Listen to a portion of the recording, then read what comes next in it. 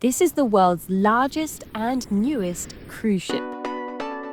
Royal Caribbean's Star of the Seas, and it is huge. We're talking longer than 3 football fields and heavier than 50,000 elephants. Normally, there are over 7,000 passengers on board, but we got invited to an exclusive sailing with just 500 guests. It was honestly surreal. Think 7 pools, 10 whirlpools, more than 3,000 rooms, 17 different dining spots, and 5 jaw-dropping shows on stage, in the air, on ice, and even over water. And some of the performances were even better than the West End in London. And the best part, the other 500 guests were all content creators. So this is what really happens when hundreds of creators run wild on the world's biggest ship. Let's dive in. So we're in the grand hallway and I'm here with 500 influencers from all walks of life. It does feel a little bit overwhelming, but not in a bad way. I guess there's just so many people to meet, but everyone seems super, super nice. Everyone's really friendly and chatty, and I guess the atmosphere is quite excited. So what I didn't realize is that this week this cruise is for influencers only. So there's going to be 500 influencers on board a ship for 6,000 people. So we're basically going to have the run of the place. And I guess that's because we're going to be doing so much filming. There's always going to be issues if we were to film and there would be guests in the background, especially young children. So I think that's like a great thing in my opinion. So yeah, let's go check it out. Here he is, snacking away, having his breakfast. He's happy. Always happy.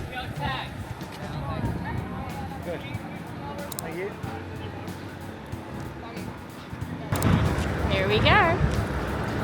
From the moment we stepped on board, it was chaos, but in the best way. The staff were buzzing with excitement, and this was their first proper sailing too. Music blasting, dancers, arrival cocktails. What is it? Oh, okay. Cheers to you, thank you.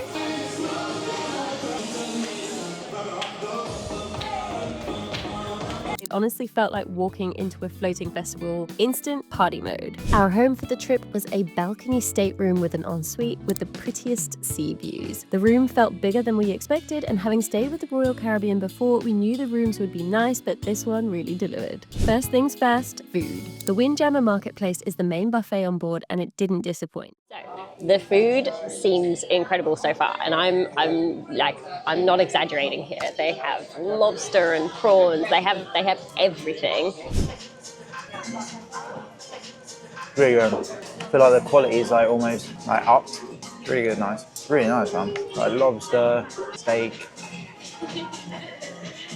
The spread is massive, but even before you grab a plate, the staff make you do a little dance and wash your hands. It is a whole ritual and it's kind of hilarious. And on one of the days, I was even persuaded to join in. And now it is time to try some of the desserts. Let's see if they are up to the hype. Right, now I'm quite fussy about desserts, but let's give it a go. Okay, looks like a little custardy tart.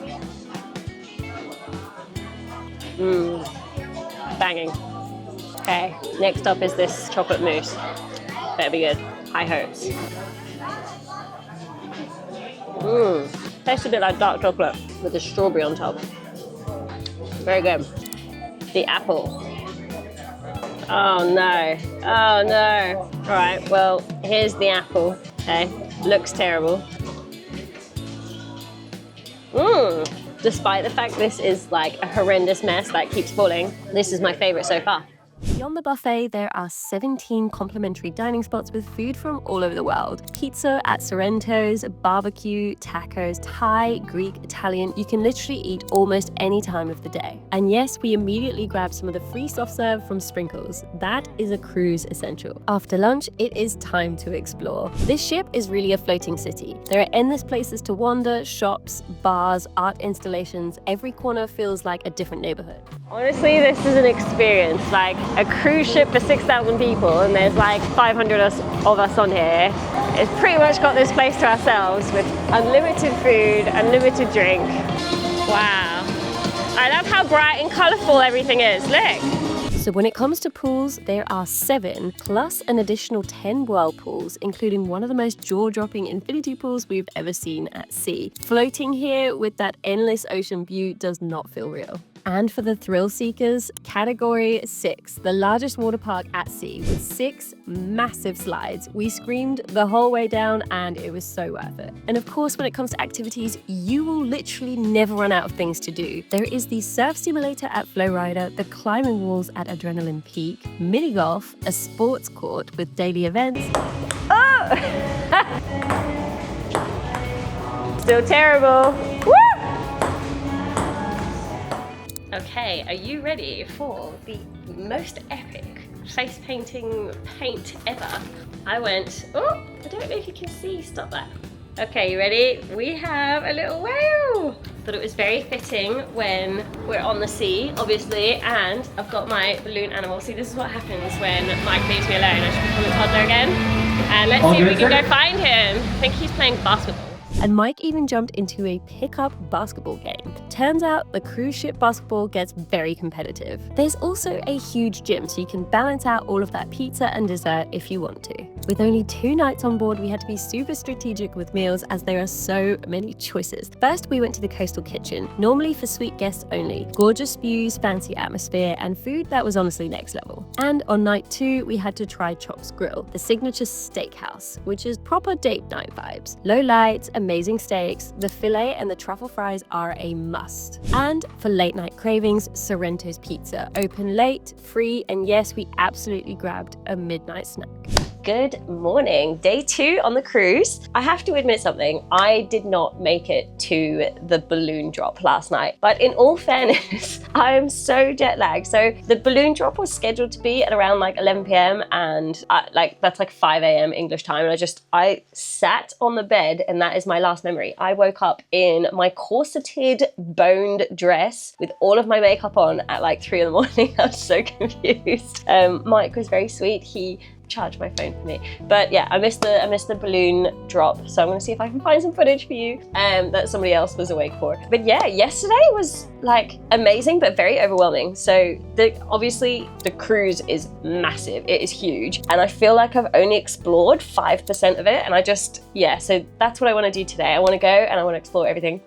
Obviously, I am on board with 500 influencers, and I have to say, everyone has been super, super nice. And I guess it's kind of necessary when you're opening a ship. If there's going to be loads of people filming, you don't want to bother the public, basically. If they've paid for their cruise, you don't want lots of, video crews, camera crews, people filming everywhere. So I guess it's just a couple of days where we get to run riot on the ship, and I am very excited. But I have to admit, I am bricking it a little bit because I am scared of the slides. They have so many drop slides and I feel like I have to give it a go. Let's go check it out. Day 2 starts in Central Park.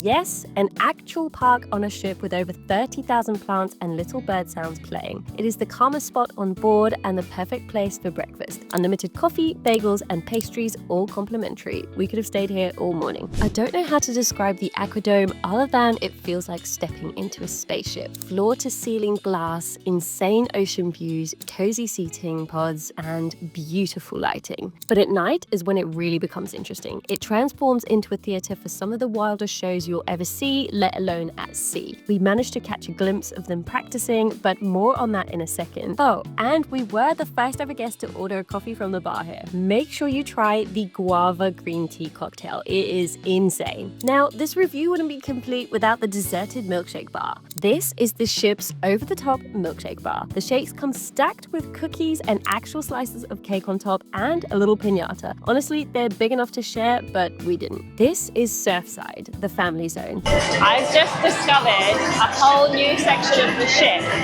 that I didn't even know existed.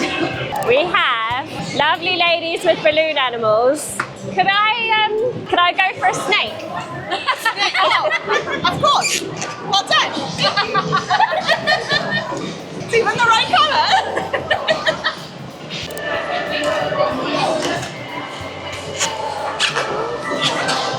But honestly, it's fun even if you don't have kids. There is a mini carousel, a splash zone, an arcade, and of course, a ton more food. It's bright, colorful, and it feels like a floating theme park. There are 5 major shows on board, but 2 completely blew us away. Absolute Zero is an actual ice skating show while the ship is moving. It is incredible. But the showstopper for me has to be Talk, the aqua show. There is nothing I have seen to date like it. So I don't know, I have no words. We just went to the theatre, I guess, and we saw a show. It rivals Cirque du Soleil. It's possibly even better. I've never even seen or even heard about anything like this. It is basically like a theatre show made out of a pool, but it's also a stage. Divers launching from 60-foot platforms, acrobatics, fountains. It's like Cirque du Soleil meets the ocean. It is honestly possibly one of the best shows I have ever seen, ever, let alone being on board a ship. It's incredible. Do not miss. Our final stop is at Royal Caribbean's private island, Perfect Day at CocoCay. We spent the afternoon at Coco Beach Club.